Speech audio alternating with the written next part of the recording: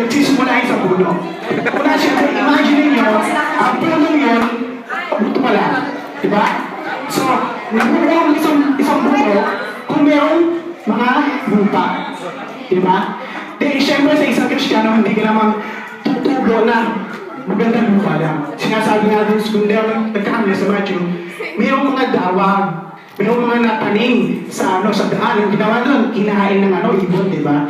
Itong punong to, isang Kristiyano, natanim siya sa isang magandang lupa. Paano siya tutubo? Siyempre, kailangan natin ng water, yun yung fellowship, kailangan ng carbon dioxide, which is the Bible studies, fertilizer, yun yung place na worship. Paano yan mabubo? Walang word of God. Hindi siya tutubo, hindi siya magbuga kung walang word of God at walang nangyayari ganito. Diba? Sa isang church. Parang ganyan. Kung nakita mo rin, pupunta ng church. Kailan pupunta ng Bible study, fellowship, at praise and worship. Ano ganyan? Yung nagbukat siya, kailangan sa control, patience, acceptance, faith. Pag mayroon ganyan, magbubunga yan eh. Ang bunga niya, peace, joy, friend, love, wisdom, trust!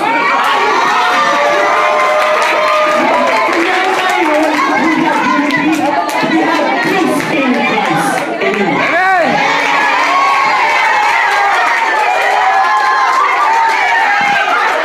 Partner!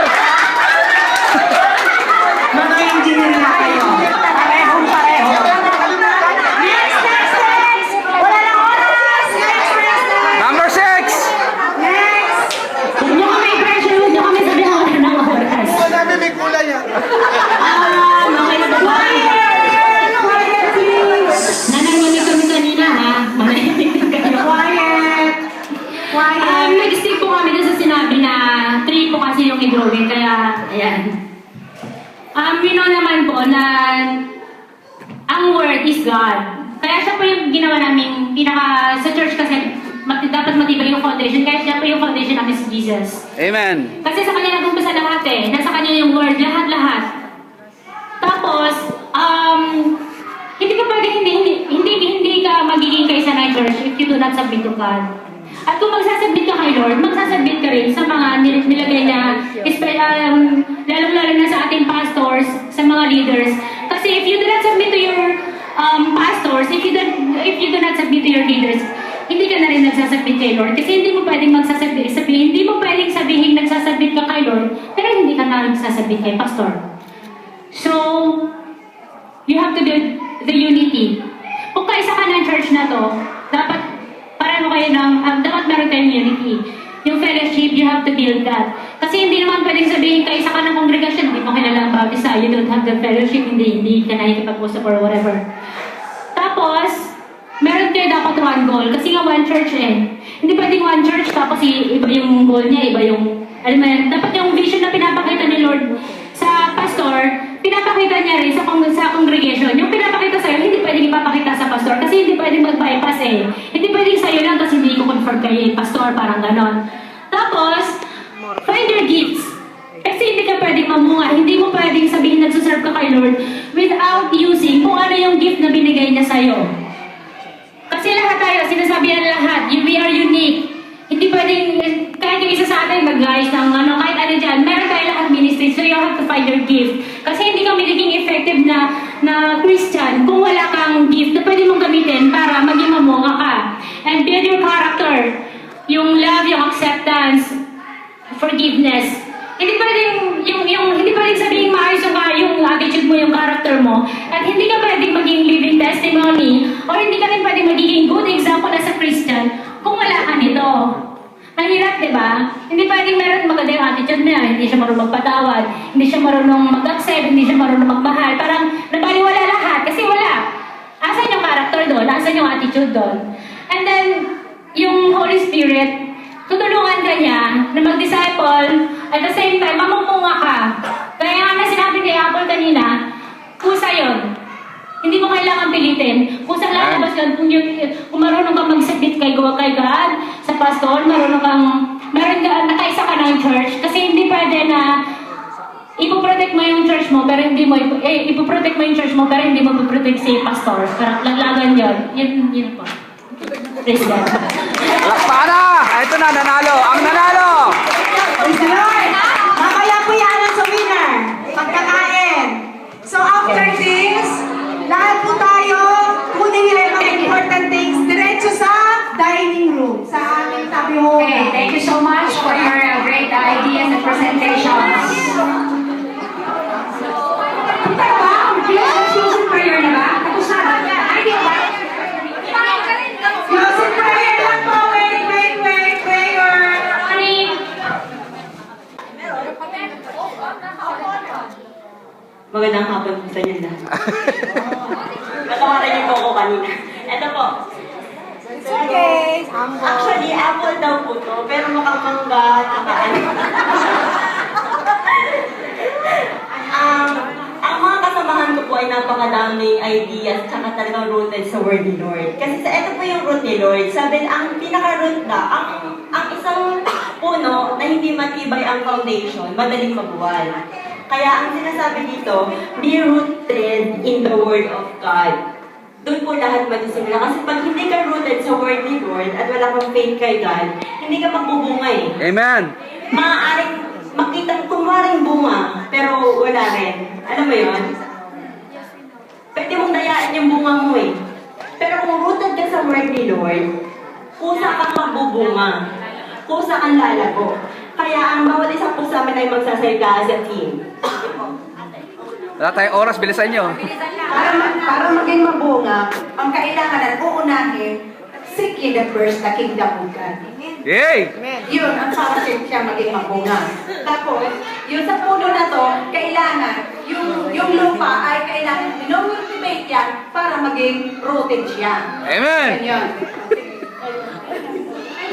Okay na! Tayo ha!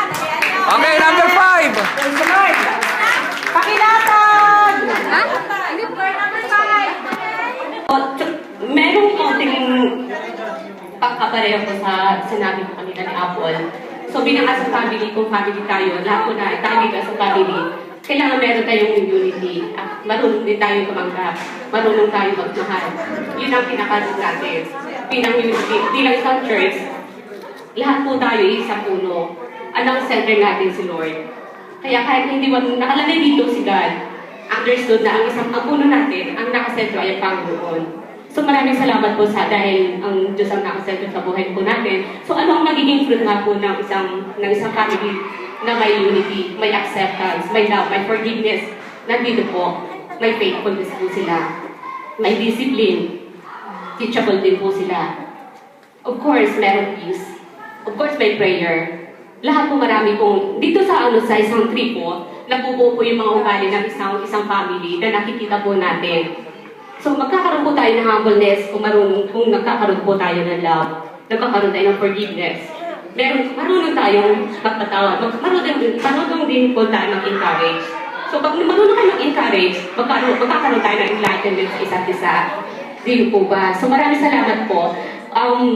Nandito po, marami pong nakasulat sa isang tree bilang isang family. Kung i-compare po natin sa isang family o sa isang pamilya na lang po, kung ang magulang natin, ang root natin, ang mga anak ay natuturuan po natin, nagkakaroon ng matibay na pagsasama ng isang family. Amen. So sa church, ganun din po rin tayo. So maraming salamat po sa Panginoon po natin. Sa church ito, maraming salamat sa pastor na siya po nagbibigay ng discipline, nagtuturo po sa atin. Kaya po tayo kakaroon ng matibay na ugnayan as a church BFCL. So, simple lang po. Ito lang po yung presentation po namin. Amen. So, ito po yung puno namin. So, ang parang po kasi is, ano yung dapat nating gawin para po mamunga tayo sa simbahan. So, we made our tree. It's, lahat ng parte ng puno is character na dapat na makuha ng isang Kristiyano para maging mabunga sa simbahan. So from the root, love. Kasi love is the greatest, di ba? Faith, hope is okay, but love is the greatest. So kailangan nasa root yun talaga yung love. And as love, acceptance and forgiveness, ginawa rin namin siyang root dahil laging tinuturo sabi ni Pastor kung gaano mahalaga yung love, acceptance, and forgiveness. So, kailangan rooted tayo doon. And then yung ating study of the Word of God. So lahat yung makikita nyo connected yan. Because we want our three to be connected, yung character connected, to become fruitful and in a church. So, connected yan. So, ito rin, as I word, and unity. So, kailangan meron tayong character of unity as a church. Ay rooted dapat tayo rito sa foundation. No? So, kita naman natin yung Word of God. And, pag ganyan yung foundation natin, we believe na kaming team na to, makikita yung mga leaves. Eh, alam naman natin pag may leaves, sunod na tulis yung bunga. Diba? Kasi kung walang leaves, walang bunga. So yung mga leaves na connected din po yan.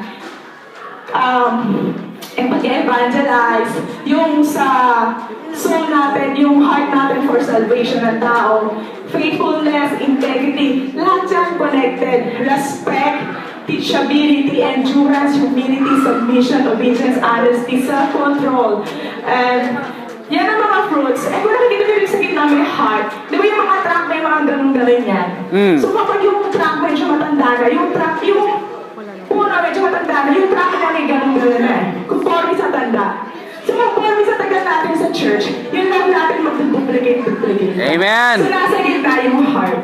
So rooted with love, acceptance, forgiveness, unity, and pagkakaroon tayo ng leaves, sunod na din yung bunga. Thanks po. Christian, ang vital essence ng Christian is yung paglumago ang Christian is yung pagdamunga na. Kapag damunga ka na, kailangan mo protektahan yung bunga mo kasi nandiyan na yung mga kalaban, prior sir. Talagang protektahan mo yung bunga mo. Para di mahulog. Protektahan mo siya, lagyan mo siya ng plastic para kahit anong mga pollution dyan, yung mga motion dyan, yung mga out-revolution dyan, trials, fears, kailangan mo protektahan ng plastic. Yun lang po. Ito ang motion niya.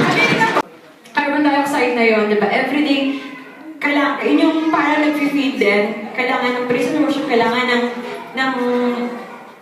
kailangan ng devotion. So since, pag wala pong devotion, pag walang praise and worship, syempre, paano yun makakatulong? Vital yun sa paglago ng Christian life. And, kapag namunga na siya, kino-cover na plastic para to prevent ng mga mushi-mushi. Musi-musiana. Sa mga paninira ng mga mushi. And so much problems and trials sa mga green para hindi siya madaling matibag, para hindi siya madaling masira yung fruit namin, apektuhan, hindi siya madaling masira, malaglag. So we cover it by plastic to protect, which is syempre, yun din po yung patuloy na yung faith kay Lord na ipoprotektahan, yung pag-trust, yung plastic na yun. Para kahit anong dumating na wind, na problems, trials, tribulation, or pollution, hindi siya madaling maapektuhan yung Christian life. Yun na po. Yun lang po.